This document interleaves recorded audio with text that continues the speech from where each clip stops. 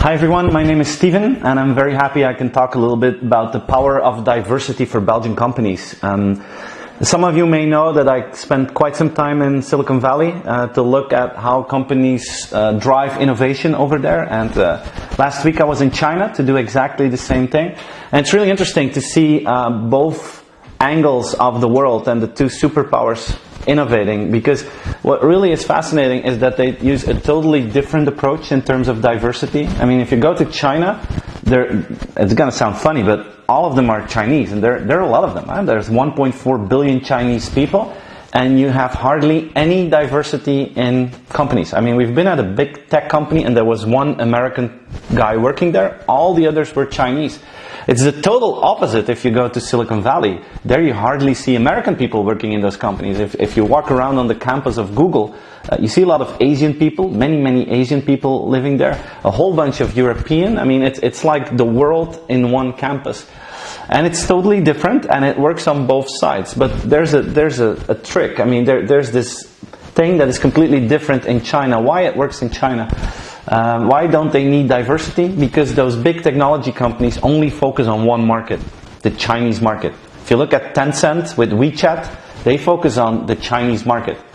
And they don't need other people because they created this great firewall around their country, so they don't get bothered by Facebook or other Western companies. So they create their own monopolies with a market of 1.4 billion, and they address that market. So they completely understand how that market works.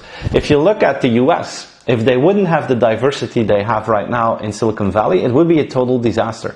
Because companies like Google and Facebook and all other technology companies that start there, they have the goal to conquer the world. Basically the world without China. And it's very hard to understand the differences in culture and digital usage if you don't have all those cultures on board. That's one thing. Second thing is, it's not just about the culture, it's also about the talent. If you see how people get really well educated in universities in China and in India right now, and you see how talented they are, it would be a pity not to use that talent, because there's a scarcity in tech talent at this moment in the world.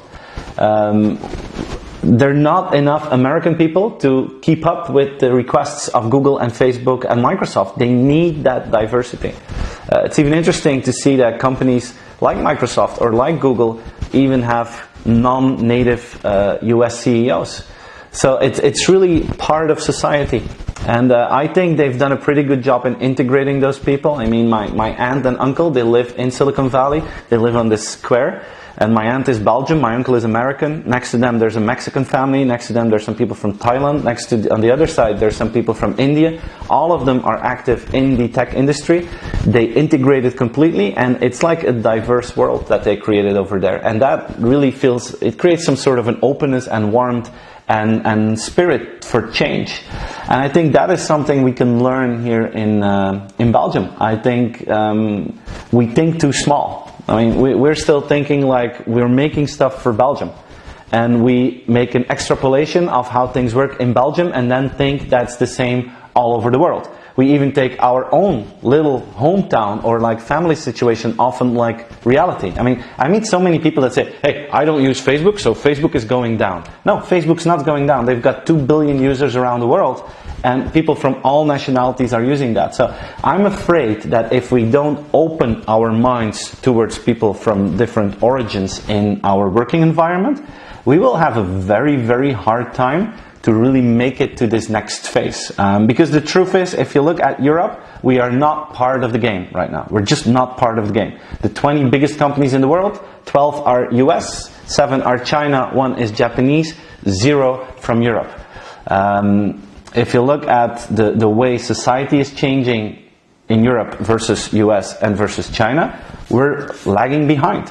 And I think one of the differences or the difficulties is that we're, in Europe, most of us are just European that look at the current situation in Europe and we don't look far enough ahead of us. And I think because of that lack of diversity, we are losing the game right now. I think we need people from other continents to come over here and tell us how fast the world is changing and how other cultures use those technologies in a different way. And I think if we really want to be innovative and change things and become a player in this game, there's no other choice than to invest in the power of diversity.